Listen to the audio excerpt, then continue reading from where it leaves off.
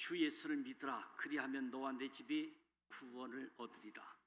오늘 교회 설립 50주년 기념 주일에 복음 설교를 하려고 합니다. 누군가는 이렇게 말할 수 있습니다. 나는 이미 복음을 믿는데 왜 또 복음 설교를 하느냐? 그러나 믿는 자에게도 복음은 다시 선포되어야 합니다. 복음을 들어야 합니다. 로마에서 하나님의 사랑하심을 받고 성도로 부르심을 받은 모든 자에게 바울이 로마에 있는 성도들에게 보낸 편지 인사말입니다. 로마서 수신자는 이미 복음을 알고 복음을 믿는 성도들이었습니다.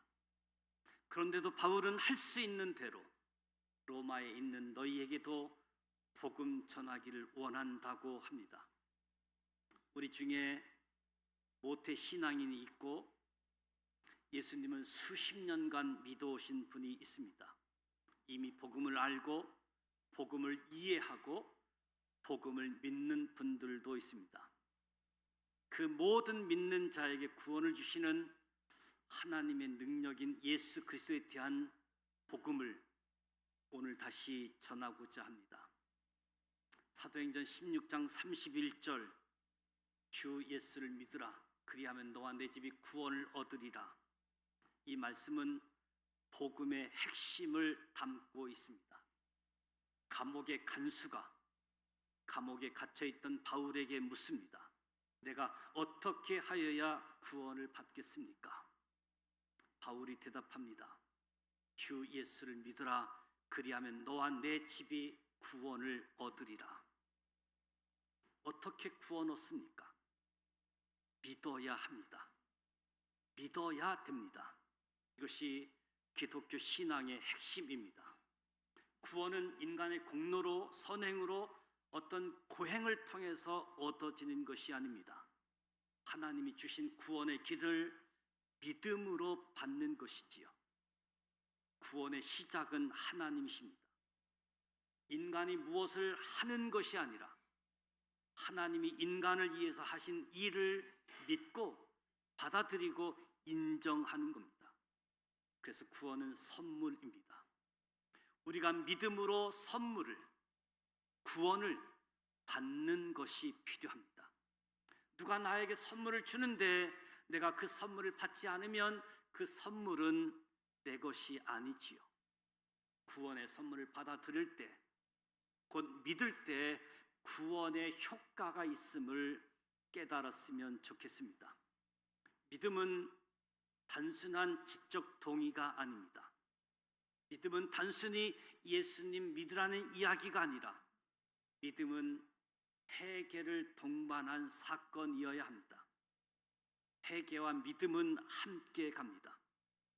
마가복음 1장에 때가 찼고 하나님 나라가 가까이 왔으니 회개하고 복음을 믿으라. 사도행전 20장에 하나님께 대한 회개와 우리 주 예수 그리스도에 대한 믿음, 히브리서 6장 죽은 행실을 회개함과 하나님께 대한 신앙. 믿음이란 이제 내 삶을 다른 방향으로 바꾸겠다는 회개의 결단과 함께 시작되는 것입니다. 믿음은 내 생각, 내 가치관을 바꾸겠다는 것이고 믿음은 반드시 행위를 동반합니다. 그래서 행함이 없는 믿음은 죽은 믿음이지요. 여러분, 믿음이 있으십니까? 그렇다면 믿음을 보여주셔야 합니다. 나의 삶이 바뀌었다는 것을 보여주어야 합니다. 예수 믿기 전의 삶과 예수 믿은 후의 삶이 같을 수가 없습니다. 행함이 믿음의 증거입니다. 무엇을 믿어야 합니까? 기독교 핵심은 예수를 믿는 것입니다. 성경에서 영생 얻는 줄 생각하고 성경을 연구하거니와 성경은 내게 대하여 증언하는 것이다. 성경은 예수를 증언하는 것이다. 성경의 모든 족보는 여인이 후손으로 오시는 한 인물, 여인의 후손으로 오는 한 인물, 즉 예수님을 향하고 있습니다. 모든 족보는 여인의 후손이 누구냐? 이것을 추적하는 것인데 성경의 주인공이 예수님입니다. 예수 이름의 뜻은 자기 백성을 그들의 죄에서 구원할 자라는 의미를 담긴 이름이지요. 예수는 구약에 나오는 여호와와 같은 뜻을 지니고 있습니다. 그래서 신약 성경을 펴면 여호와라는 단어가 단 한 번도 나오지 않습니다. 예수님이 곧 여호와이시기 때문이지요. 구약에서 예수님은 자신의 이름을 나는 나다 말씀하셨습니다. 신약에서도 예수님은 요한복음에서만 7차례 나는 뭐뭐시다라고 선언하셨습니다. 나는 생명의 떡이다. 나는 세상의 빛이다. 나는 양의 문이다. 나는 선한 목자다. 나는 부활이요 생명이다. 나는 길이요 진리요 생명이다. 나는 참 포도나무다. 생명의 떡 예수님을 먹어야지 됩니다. 세상의 빛이신 예수님이 영적 실체를 보게 하고 어둠의 영을 몰아내십니다. 예수님이 구원에 이르는 양의 문입니다. 그 문으로 들어가야 합니다. 예수님이 내 삶을 이끌어 가시는 선한 목자이십니다. 예수님이 부활이요 생명이십니다. 그분 앞에서 죽음이 무력합니다. 예수님이 우리가 걸어가야 될 길이요, 우리가 탐구해야 될 진리요, 우리의 생명입니다. 예수님이 참 포도나무요, 우리는 예수님께 붙어 있는 가지입니다. 예수님을 믿어야 합니다. 예수님의 이름에 능력이 있습니다. 성경은 선언합니다. 다른 이로서는 구원을 받을 수 없나니 천하 사람 중에 구원받을 만한 다른 이름을 우리에게 주신 일이 없습니다. 사람이 마음으로 믿어 의에 이르고 입으로 시인하여 구원에 이르니라 성경은 선언합니다. 예수님이 하나님의 아들이신 것, 나를 위하여 죽으신 것을 마음으로 믿고 입으로 예수님이 나의 구원자이십니다, 주님이십니다 고백할 때 약속하신 대로 구원이 임하게 되어집니다. 우리 각자 마음으로 믿고 입술로 고백하기를 원합니다. 예수님이 나의 주님이시다. 예수님이 나의 구원자이시다. 저와 여러분의 고백이 되기를 축복합니다. 성경은 그냥 예수를 믿으라가 아니라 주 예수를 믿으라고 말씀합니다. 우리는 예수 믿으세요라고 전도했습니다. 성경은 예수님을 주인으로 믿으라는 것입니다. 그 당시 로마 황제를 주인으로 섬기던 시대였지요. 그 시대에 예수님이 나의 주님이시다 고백하는 것은 목숨을 건 선언입니다. 예수를 믿는다는 것은 예수를 내 삶의 주인으로 믿는다는 것이지요. 내 생각, 내 계획이 아니라 그분의 생각, 그분의 계획을 따르겠다는 의미가 담겨져 있습니다. 많은 사람들이 예수님을 주인이 아니라 자신의 꿈, 자신의 계획을 이루어줄 램프의 요정 지니 정도로 생각하고 있지 않는가? 내 문제를 해결해 주실 분, 내 병을 치료해 주실 분으로 믿는 것은 예수를 주로 믿는 것이 아니지요. 오늘부터 저와 여러분이 예수님을 주님으로 믿으시기 바랍니다. 예수님이 주인이십니다. 예수님을 따라가는 것입니다. 믿음의 헬라어는 피스티스라는 단어입니다. 하나님을 향한 전적인 신뢰, 신실함, 충성을 의미합니다. 헬라어 피스티스가 성경에서 믿음 또는 충성으로 각각 번역되어 있습니다. 갈라디아서 5장 22절에 성령의 9가지 열매 중에 하나인 충성이 바로 헬라어 피스티스입니다. 요한계시록 2장에 초대교회 버가모 교회에 보낸 편지에도 내 충성된 증인 안디바가 죽임을 당할 때도 나를 믿는 믿음을 지켰다. 이 말씀에 충성과 믿음이 등장하게 되어집니다. 이때 충성과 믿음을 같은 단어 헬라어 피스티스를 사용하고 있습니다. 예수님을 믿어야 구원받는다라는 말은 예수님께 충성해야 구원받는다는 말과 같습니다. 예수님이 처음 제자들을 부르실 때 나를 따라오라고 하신 것은 충성을 요구하신 것이지요. 주여 주여 하는 자가 천국에 들어갈 것이 아니요 아버지의 뜻대로 행하는 자야 들어가리라. 교회는 주 예수께 충성하는 자들이 모인 곳입니다.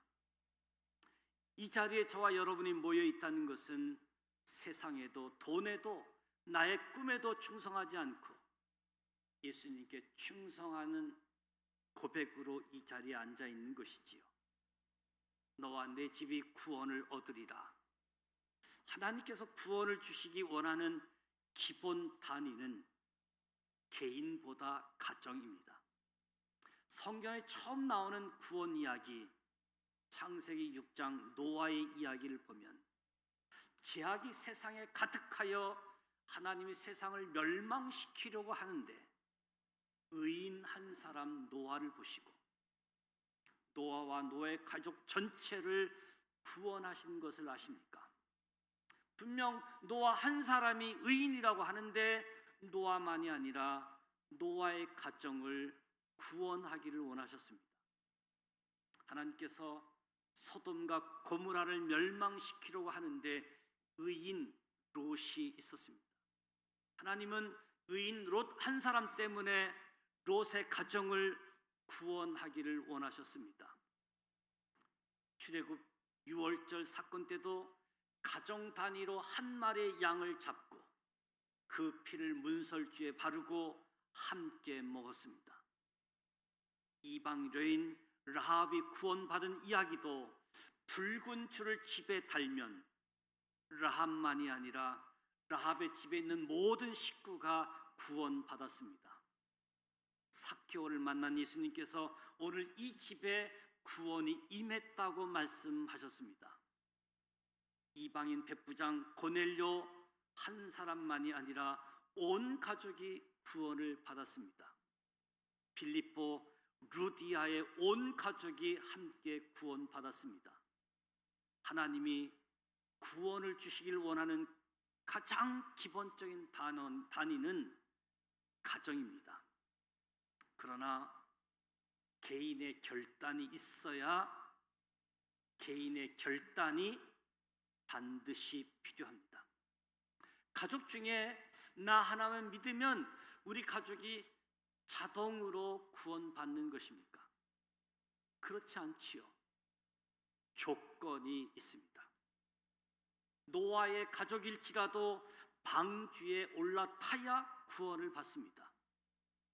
만약 가족 중에 한 사람이 우리 아버지 제정신이 아니야, 무슨 배를 만들고 배에 들어가라고 하면서 방주에 타지 않았다고 한다면 구원받지 못했을 겁니다. 롯의 사이들도 롯의 말을 농담으로 여겨 사이들이 따라 나오지 않았고 결국 구원받지 못했습니다. 6월절에도 피를 바른 집 안에 있어야 구원받았고 집 밖에 나간 사람은 구원받지 못했습니다. 하나님은 한 가정을 구원하기 원하시지만 구원이 개인에게 실제 사건이 되기 위해서는 각자 인격적 결단이 반드시 필요하다는 것이지요. 가정이 구원의 기본 단위라는 말은 곧 가정이 작은 교회라는 의미입니다. 교회의 기본 단위는 구역이 아니라 가정입니다.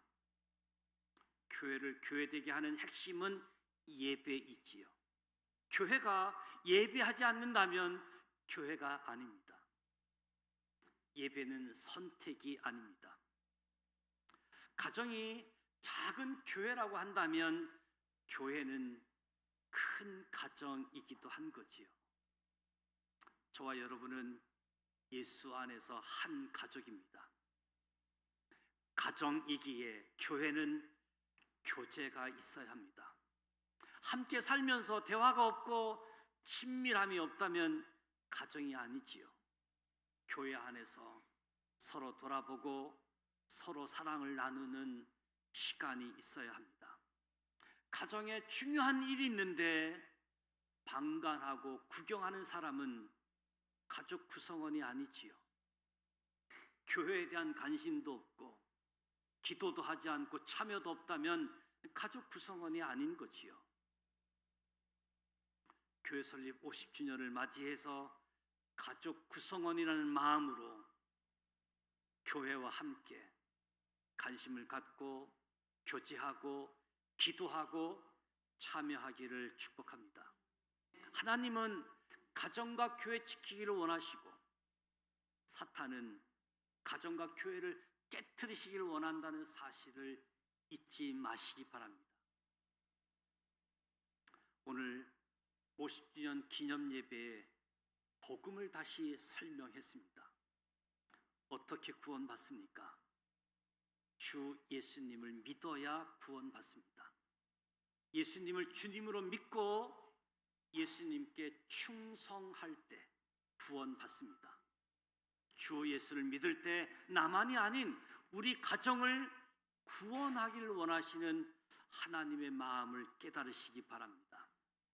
우리 가족 구성원 한 사람 한 사람 인격적으로 결단하여 예수님을 영접할 수 있기를 원합니다. 그래서 구원이 저와 여러분의 집에 임하시기를 예수님의 이름으로 축복합니다.